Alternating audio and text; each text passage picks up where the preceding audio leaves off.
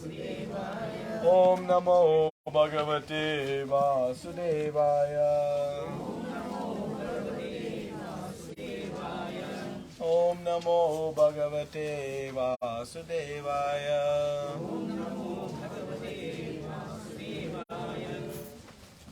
Om Jnana Timirandasya Jnananjana Shalakaya Chakshuru Militam Yena Tasmai Shri Gurave Namaha.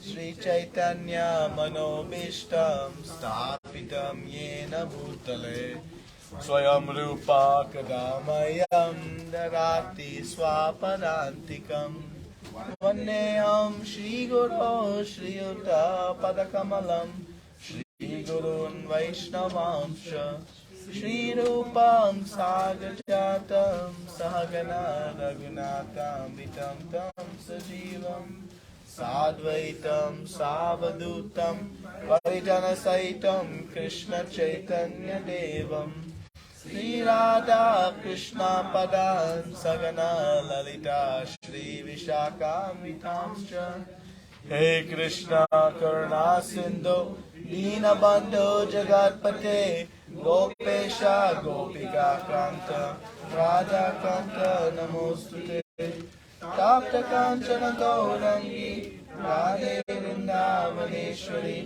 Vishvanuste Devi Pranamami Hari Priye Panchakalpatarubhyascha Kripa Sindhu Mevacha Patitanam Pavanebhyo Vaishnavebhyo Namo Namaha Namo Vishnu Padaya Krishna Prastaya Bhutale Srimate Bhakti Vedanta Swami Niti Namine Namaste Saraswate Deve Gauravani Pracharine Nirvishesha Shunyavadi Paschatya Deshatarine Jai Shri Krishna Chaitanya Prabhu Nityananda Shri Advaita Gadadara Srivasadi Gaura Bhaktavinda Hare Krishna Krishna Krishna Hare Hare Hare Rama Rama Rama Hare Hare.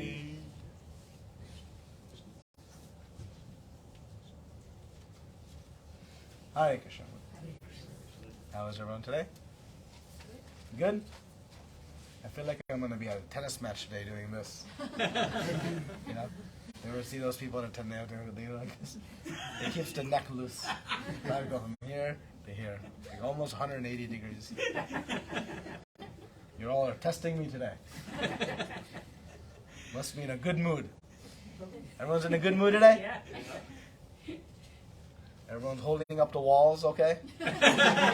Making sure they don't fall in on us, right? Okay. Good. So, we're discussing 40th verse today. Right? So, last time we discussed the 38th verse. And we said that Arjuna should fight the war. So, what is the number one reason why Arjuna should fight the war? Because Krishna asked him to. That's it. That's the ultimate of all reasons. Right? There may be some other reasons to uphold dharma, to oppress the evil, to set an example, to achieve the kingdom. All these reasons might be there. Maybe even to liberate Duryodhan. But the primary and ultimate reason is Krishna wants him to. And why is Krishna our absolute, unequivocal, meaning there's no equal, and unquestioned authority? How can we have such implicit and explicit faith in Krishna? Why? He's the ultimate truth. He's the ultimate truth. Okay. Yeah, that's good. What else? He's the Supreme Personality of Godhead. So what does that mean when he speaks? Always true. It's the final word. Why is it the final word? There's nothing beyond him. Right? If I speak something, but somebody before me speaks, they have a higher truth. But Krishna is the absolute, because he is the supreme personality of Godhead. He is the final word. There is no information that exists beyond him. So that is another reason. Why else? Why else? Cause of all causes. Okay, so he is the cause of all causes. What does that mean? Whatever happening, whatever going to happen, whatever happened, past, present, future, everything. Okay, so he is the ultimate cause of all causes. Why else should we have explicit and perfect faith in Krishna? So we know he's the supreme personality of Godhead. He is the highest authority. Why else? He is perfect. He is perfect. So we know when we give instructions to somebody, are we perfect? No. We may be perfect at least in intent. Our intent may be pure, but is always our execution perfect? When the doctor gives some medicine or some cure to a disease, is the intent pure? At least if they're a wholesome doctor? Sure. But is the execution always perfect? Why? Based on his capacity, he do. So based on his or her capacity, they provide. So when Krishna gives some medicine or some cure, what is his capacity? He knows Exactly what we need. He knows exactly what we need. He knows exactly what you need, but how does he know what I need? Because he's all our Father, so he knows everything. Omnipresent. He's omnipresent. Means he's present in every one of our circumstances. Omnipresent means he knows each and every one of our specific circumstances. The situations we face, the challenges, the opportunities. He knows them to each, every individual. So when Krishna gives an instruction, because he is omnipresent, he has perfect knowledge, but Prabhuji also mentioned he is omnipotent. Omnipotent, what does that mean? He has full power. The doctor, does he have full power to cure the patient? No. No, he has limited power. But what is Krishna's power to cure us? Is it limited? No. It's unlimited. So Krishna is the perfect source, right?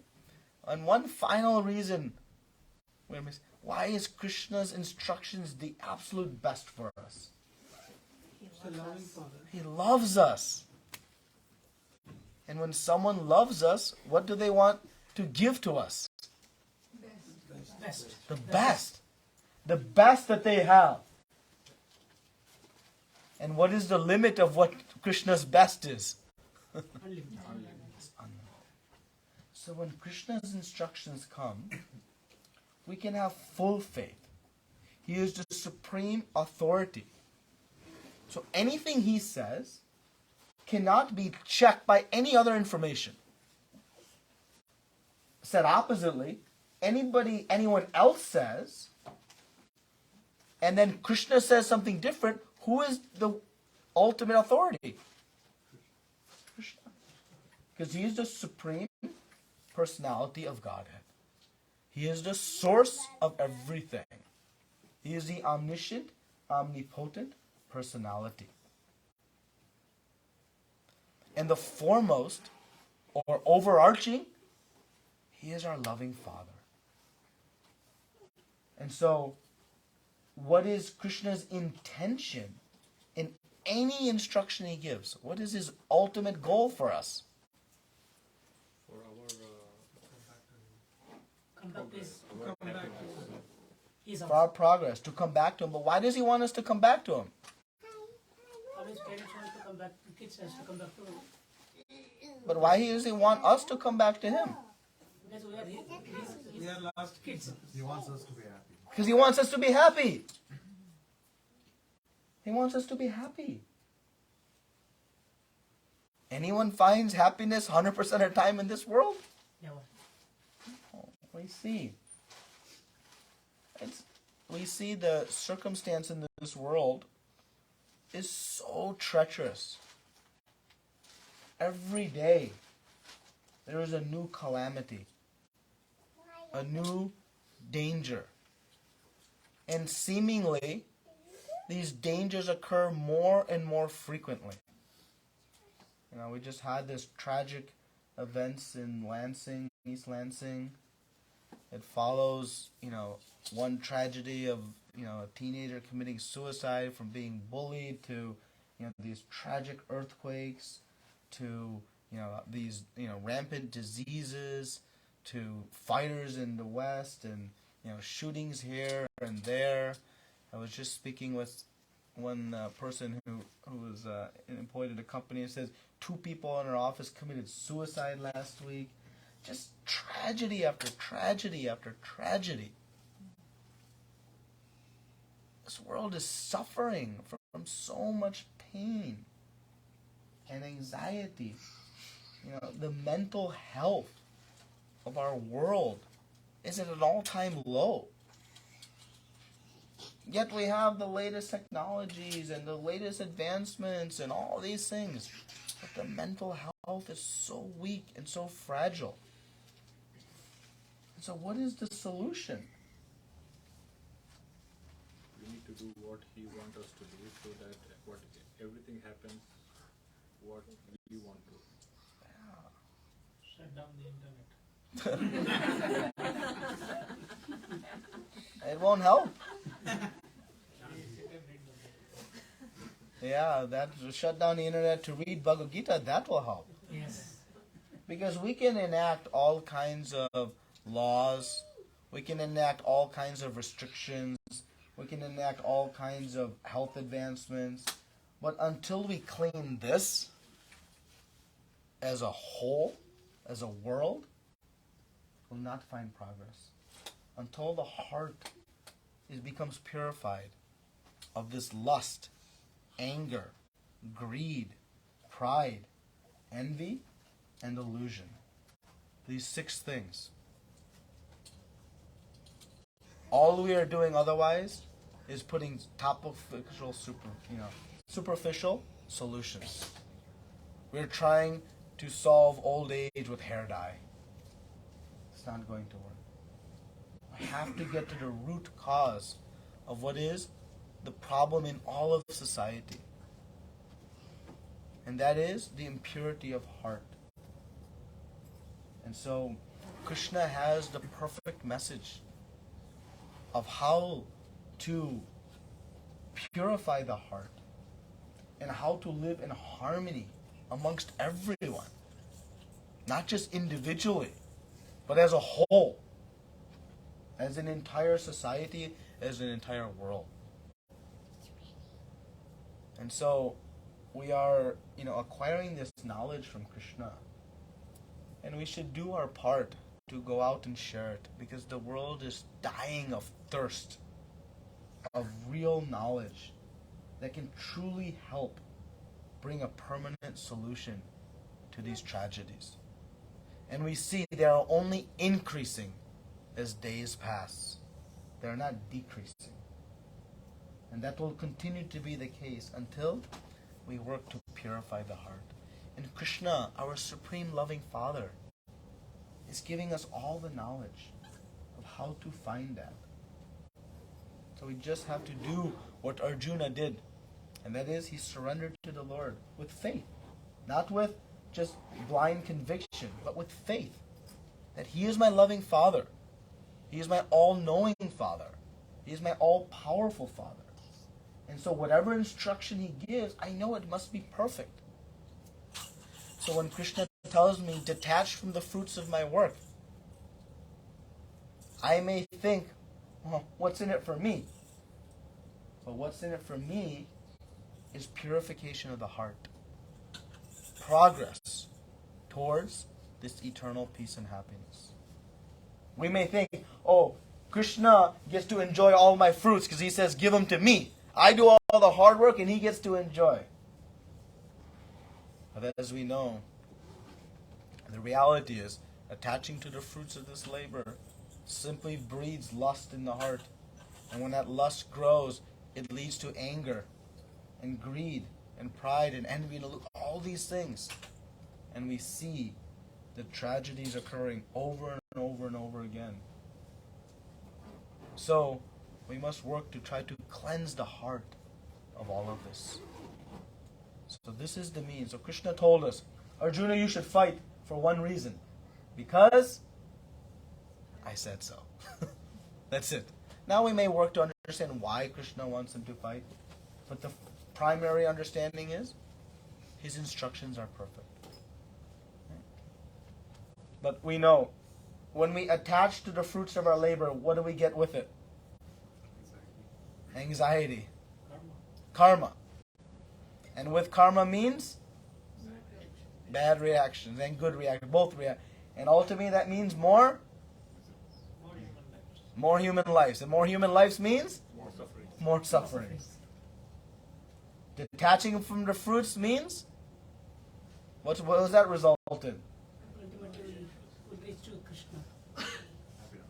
Happiness. Free of miseries. Vaikunta. So one leads to misery, one leads to happiness. Which one are we going to take? Happiness. But why we still are attached to the fruits of our work? It's so obvious. Because of ego. Because of ego. Because of the impurities in the heart. That's okay. At least we know now on paper what is best for me. Right? We all know on paper I should go to the gym every day. We all know on paper I should save money for my future. We all know on paper I should not eat the 13th sweet of the day. We all know on paper these things. But we have to bring that paper knowledge to the heart. Vigyan. So where to start? So let's see what Krishna tells us in the 40th verse. Who would like to read? Somebody like to read the verse?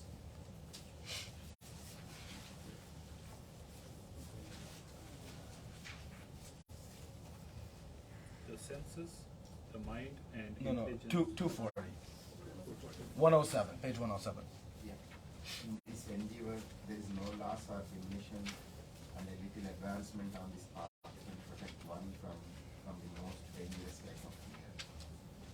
Report.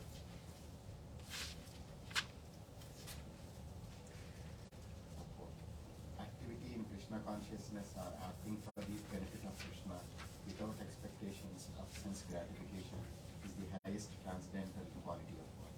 Even a small beginning of such activity finds no impediment, and nor can that small beginning be lost at any stage. Any work begun on the material plane has to be completed, otherwise the whole attempt becomes a failure. But any work begun in Krishna consciousness has a permanent effect, even though not finished. The performer of such work is therefore not at a loss, even if his work in Krishna consciousness is incomplete. 1% done in Krishna consciousness bears permanent results, so that the next beginning is from the point of 2%. Whereas in material activity, without a 100% success, there is no profit. Ajamila performed his duty in some percentage of Krishna consciousness, but the result he enjoyed at the end was 100%.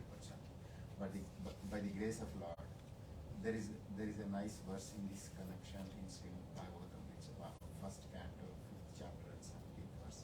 If someone gives up his occupational duties and works in Krishna consciousness and then falls down on account of not completing his work, what loss is there on his part? And what can one gain if one performs his material activities perfectly? Or as the Christians say, what profiteth a man if he gains the whole world yet suffer the loss of his eternal soul? Material activities and their results end with the body, but work in Krishna consciousness carries a person again to Krishna consciousness even after the loss of the body. At least one is sure to have a chance in the next life of being born again as human being, either in the family of a great cultured Brahmana or in a rich aristocratic family that will give one a further chance for elevation. That is the unique quality of work done in Krishna consciousness. Okay. So Krishna is saying, in this endeavor, there is no loss or diminution. In what endeavor? The endeavor regarded to in verse 38.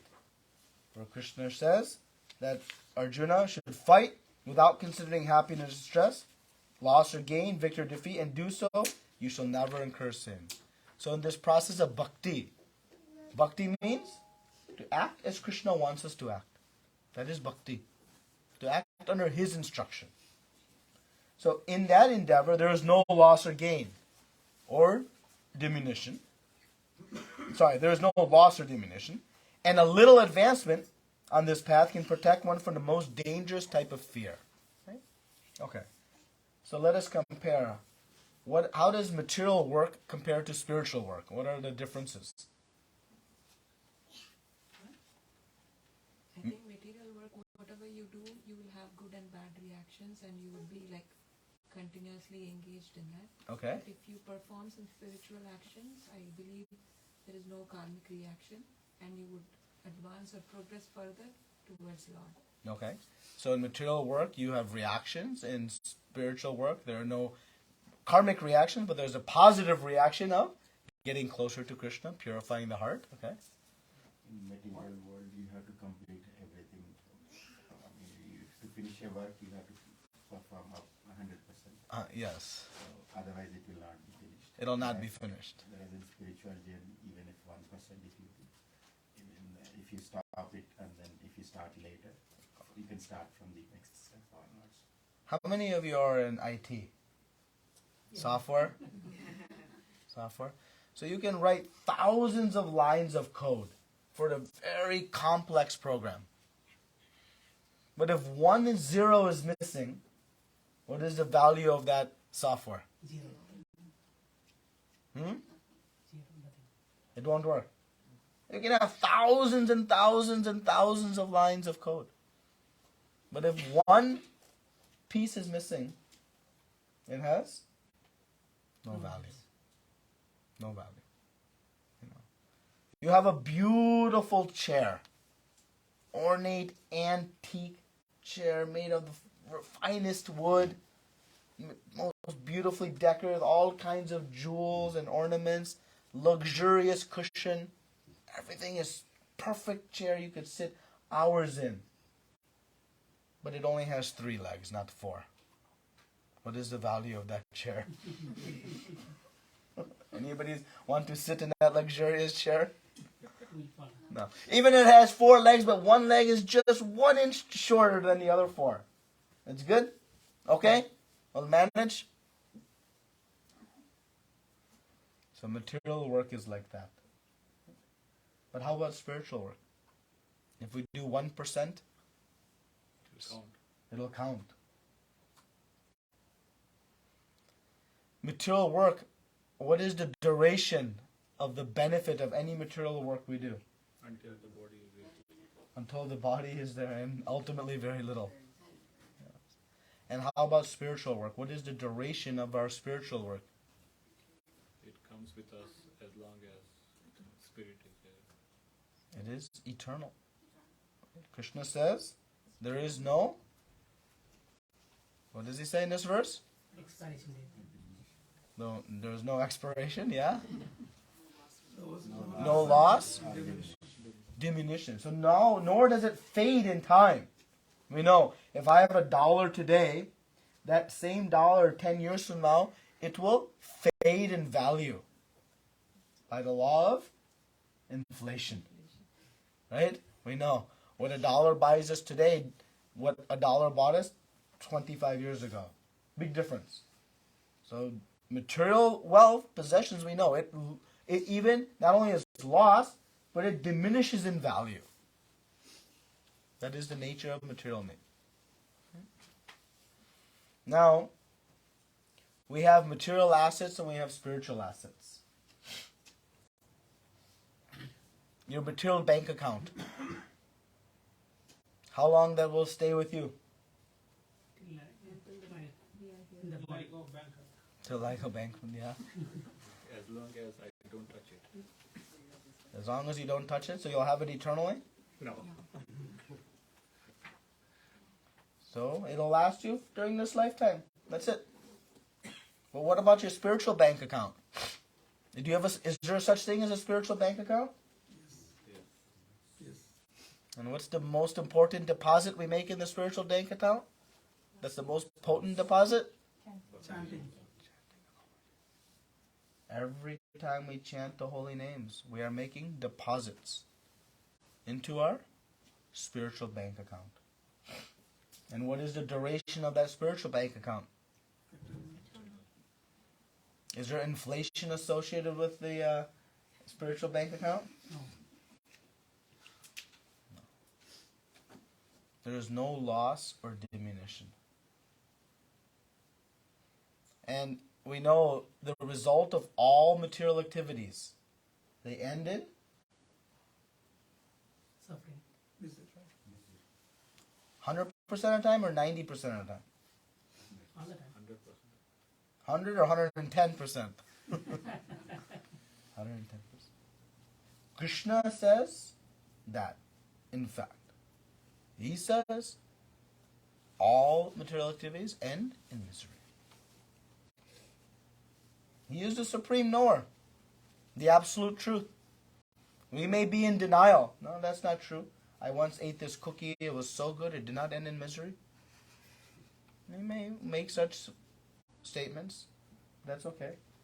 That's like a child who makes a statement to father like, I don't need to go to school. I can, do something else in my life. And we may make statement and be convinced of it, but it doesn't make us right. So Krishna explains every material activity ends in misery. And every material activity has this very limited duration of value. And what's the definition of material activity? What is the material activity? To satisfy our senses rather than the Krishna senses. Yeah? What is material activity? To satisfy our senses. Anything on the bodily platform. Any activity on the bodily platform is a material activity. And what's a spiritual activity? Surrendering to everything to Krishna. And anything on the platform of the soul. Whatever is good for my soul, that's a spiritual activity. Whatever is good for my body, or so-called good for my body, that's a material activity. Black and white. Plain and simple. Now, of course, taking care of the body can also be a spiritual activity. Why? How? But the body carries the soul. The body is a vehicle to help the soul in service to Krishna. So if one is using the body in service of Krishna, then service to the body is also service to the soul. Understand? So the end result, the end goal, is the determinant of material versus spiritual. So material activities, limited duration, they end in misery. Spiritual activities, eternal, and they end in Krishna conscious. Eternal. There is no So end. what's the confusion? What's the difficulty? Or return to Vaikuntha. Yeah. But why we are so attached to our material activities? Not Maya. We have a limited knowledge. We have requested Maya through our actions to overwhelm us. But Krishna says, how to overcome Maya? Chant. Daivi hesha guna mai, mama Maya, duraktaya. Very difficult. But how to easily overcome it? Chanting. Mame vyaye prapadyante. Just surrender unto me. Maya's gone. So, the influence of Maya on us also is under our control. Surrendering to Krishna, Maya has no say. Maya is the devotee of Krishna. She's a devotee of Krishna. She'll serve according to Krishna's will. So, but this material attachment, when we understand it, it has no value. So why Krishna says here, protect one from the most dangerous type of fear. What is the most dangerous type of fear we have? What is our greatest fear? To leave this body. To die. Just call it like it is. It is what it is. And why are we fearful of death? We lose everything. We lose everything. Let me ask you a question. When you take your garbage to the curb and you lose your garbage, do you have fear of losing your garbage? We'll be happy. Anybody has fear? Oh, my garbage, I've lost it. Why don't you fear losing your garbage? We don't value it. We don't value it. So we don't have fear. So why do we have so much fear of death? We lose value. We lose valuable things. What do we lose? For bank balance. Our bank balance. One. Relationship, Property. wife, Relations. Property. Property. iPhone. Huh? We lose the enjoyment of life. We lose the enjoyment of life. I thought everything ends in misery. But yes. We are sitting here and enjoying your satsang. Well, that's a spiritual activity. But you see, so death is very fearful, right? When that plane hits the bump in the air, we all become, because we fear we're going to lose all the things that we value. But why is a devotee fearless? What is the valued possession of the devotee? He Because he will understands the attain bhakti is human life, valuable. maybe if he comes back. But what is the valued possession of the devotee? Bhakti. His Bank of America account or his spiritual account? Spiritual account. So, if the devotee loses his body, does he lose anything? Nothing. Again. He gain. He gets a fresh new one at worst case, but his asset, his valued possession, there is no loss or diminution. So for one who has real knowledge, they understand. Just as we have no concern of losing our weekly take to the curb, material activities, they're all relatively no value. But what has real value? My spiritual progress. The purification of heart I have achieved in this lifetime. And what happens if I'm not able to finish? I get to 12% this lifetime. What happens? The next life? I start back at 0? No. Where do I start? From 12. From 12. Albert Einstein, genius in math. In his next life, did he have to learn 2 plus 2 all over again? Bill Gates, billionaire. Will he be born a billionaire next lifetime? Starts back with 0. But spiritually, whatever bank account balance we leave, we carry forward. So a devotee knows, this is my real wealth.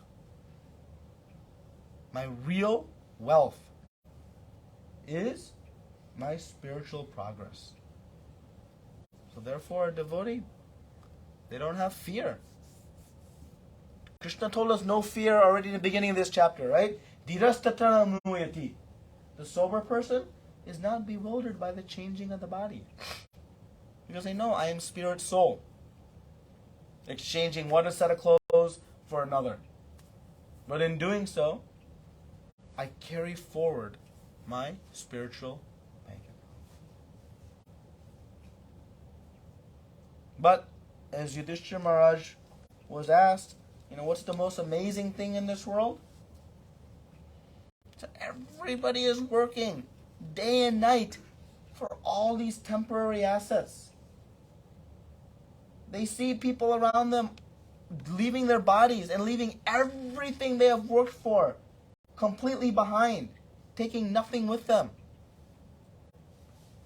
And yet, nobody is preparing for their own such journey. Since nothing is more amazing to me than that.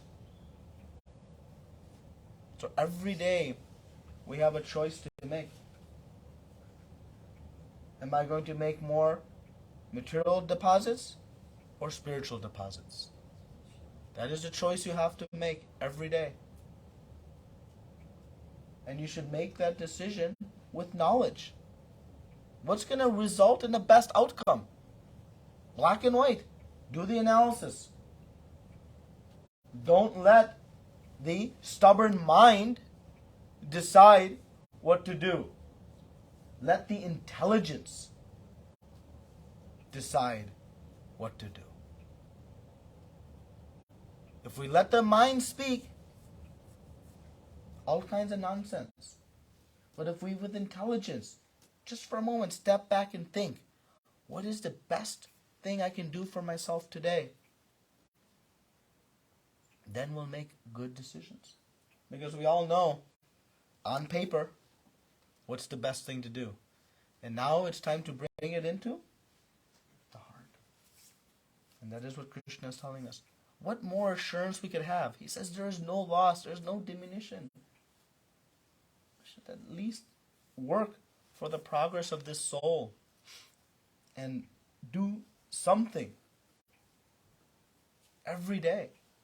And that main activity that we need to do is the chanting of the holy names. So this is our opportunity.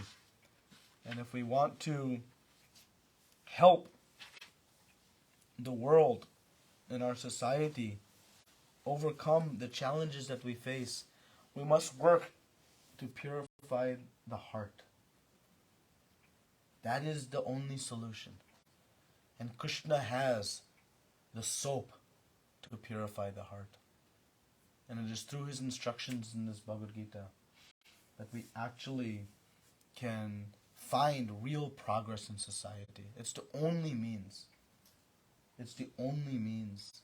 It's the only means. And so let us ourselves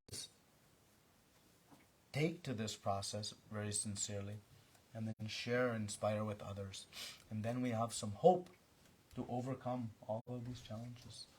But along the way, we can be protected from the most dangerous type of fear, knowing my real asset is untouchable, unbreakable. Okay? Any comments or questions on today's verse? I'm sure some discussion is there. Questions. What about this? What about that? Don't be shy. So, in the Srimad Bhagavad Gita, they have mentioned this one's the proposition. Even if I progress 1% or 2% in this life, I can carry forward in my next life. That means I will be carrying my spiritual memory. Yeah, you pick up your spiritual credits. You may have to relearn some things, but you will pick up spiritually where you are. The purity of the heart will carry forward. But Prabhupada warned us. He said, one should work to finish their business in this lifetime. Because we know, as the time progresses, are things getting better or worse? Are things getting easier to practice spiritual life or harder? So who wants to try another 100, 200 years from now to practice spiritual life? It's very difficult. So we should think about, Prabhupada has given us the guarantee that if we chant our rounds nicely, we follow the 4 regulator principles, we read Srila Prabhupada's books, it's guaranteed we're turning back to God. And he said, I have a backdoor entry if needed. But don't worry, the front door will be wide open. So we should be very sincere in recognizing the rare fortune we have to have come in contact with this absolute truth by the unlimited mercy of Srila Prabhupada. And it is a great fortune. And we know, if I have a small stone in my house, do I have much concern for where that stone goes? If it leaves, if it's here or there, do I care? Why? There's no bother.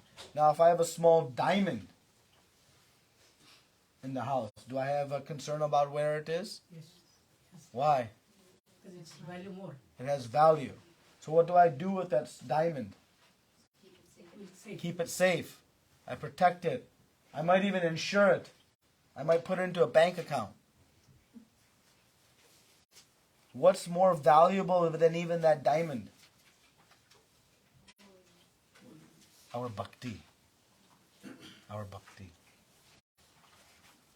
So we should protect our bhakti very carefully. We should not take it for granted. Oh, it's here today, it'll be here tomorrow also. Sometimes in the presence of so much opportunity, we fail to appreciate its value.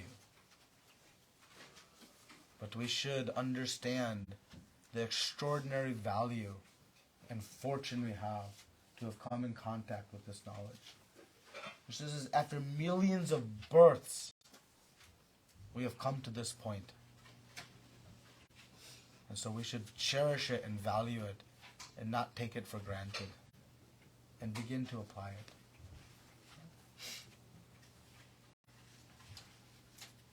All right, what else? Any questions or comments?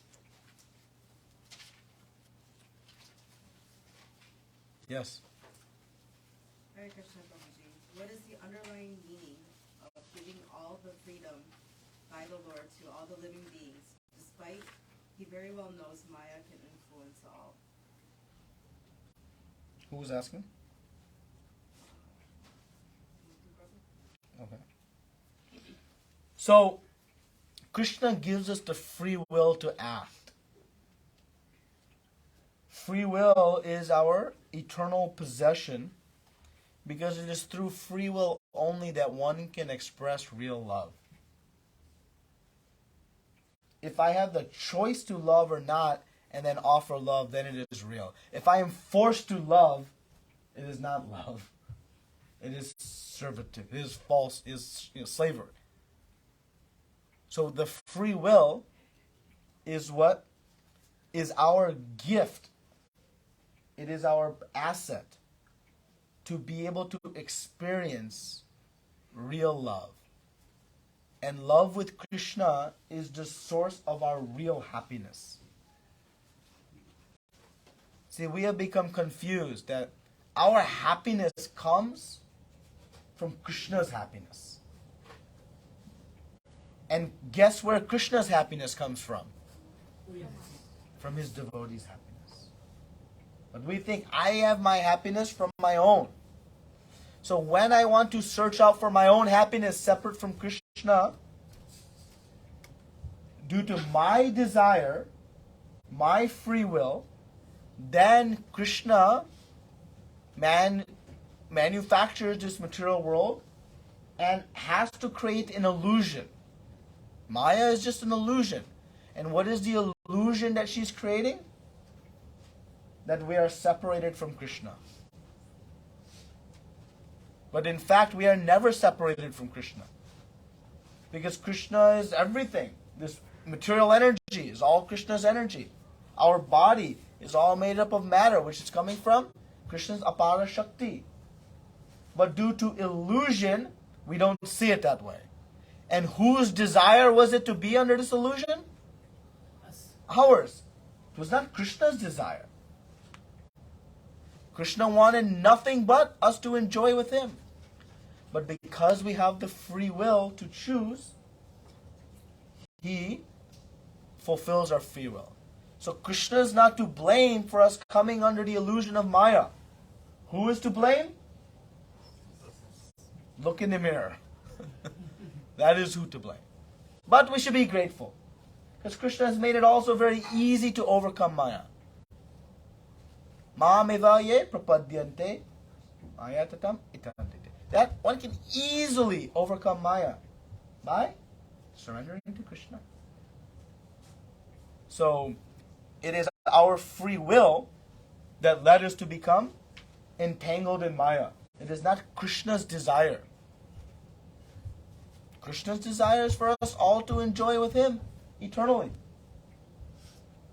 So what we should do with our free will? We should recognize, boy, I am not very responsible with my free will. Better I give it to Guru and Krishna. let them instruct me what I should do. Because when I make decisions of what to do, this is what happens. But when Krishna tells and I do what he wants me to do, perfection. But that is my free will to surrender my free will. Understand? That is the intelligent thing to do. But it will always be our choice. Any other questions?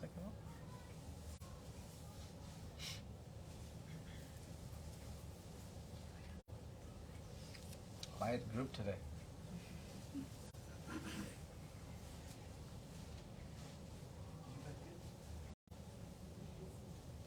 Nothing?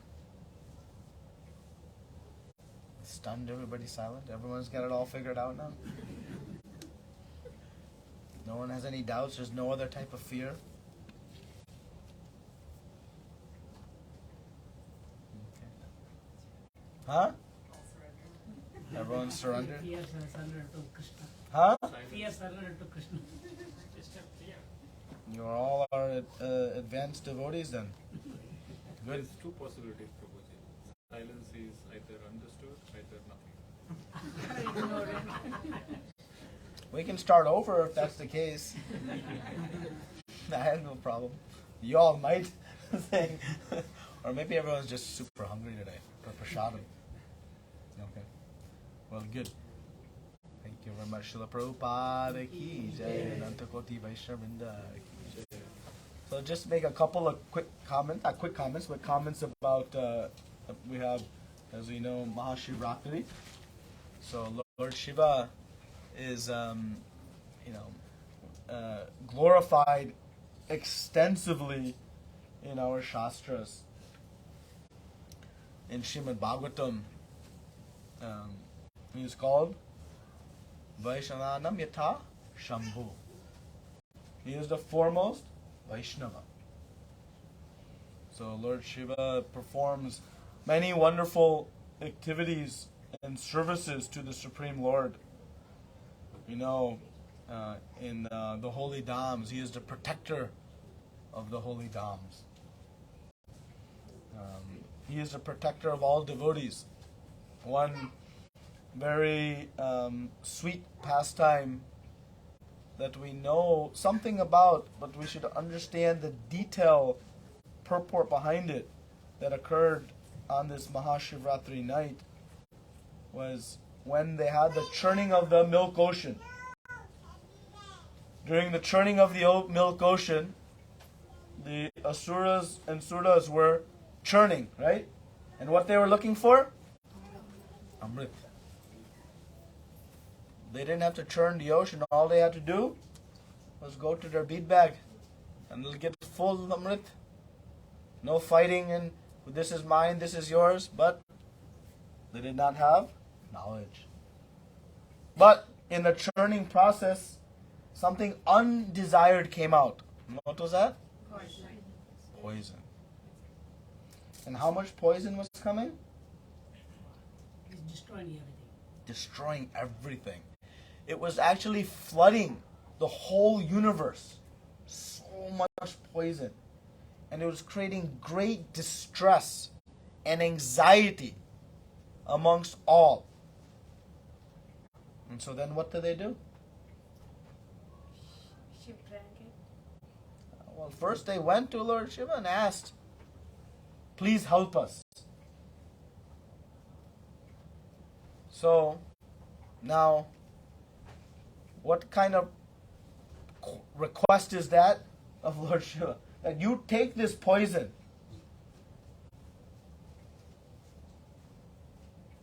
Think about that. Would you ask your loved one to take that poison? But the great devotee, one of the qualities of the devotee is para dukkha dukhi. The devotee feels no despair, no pain from themselves. But they feel great pain seeing the difficulties of others. This is the quality of the devotee. So Lord Shiva thought that these people, they are in distress. They are in difficulty. So by his unbelievable potency and power, he was able to reduce this great volume of poison into a handful that he was able to drink and just hold in his neck. This is the potency of the great Lord Shiva. And why he did that?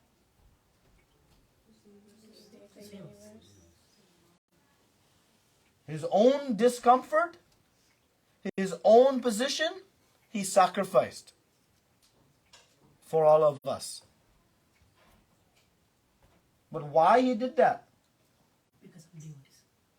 He did that so we can go on enjoying our senses and doing all kinds of nonsense activities?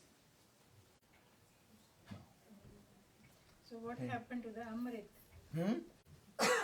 Wish he took it. What happened to the rest of the Amrit? Well, that story is a whole nother story. But I told you where the Amrit is. That Amrit is useless in comparison. The real Amrit is chanting of the holy names. That is the real eternal nectar. That's the real eternal nectar.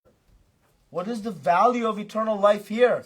More old age, more death, more disease. What is the value of that? Nothing. So we should understand what is the real Amrit. But the real nectar is this devotional service. But anyways, so Lord Shiva performed this activity to give us freedom from misery, difficulties, so that we can take to the process of bhakti. And this is the mood of a great devotee. They will remove our obstacles to perform the utmost activity. But unfortunately, we mostly worship Lord Shiva in the wrong mood. Because he is Ashutosh, so easily pleased, we go to him for all material desires. All we are asking for is, give me that poison in your neck. Give me that poison in your neck. That is actually what we are asking for. When we ask for, give me this material thing, in the end, in essence, it is all poison. It is all going to lead to misery. So if you're going to go to the great Lord Shiva, we should go to him for something of value, of real significance. And what is that? Give me the taste of chanting the holy names. Give me the strength to overcome the obstacles I have in chanting the holy names.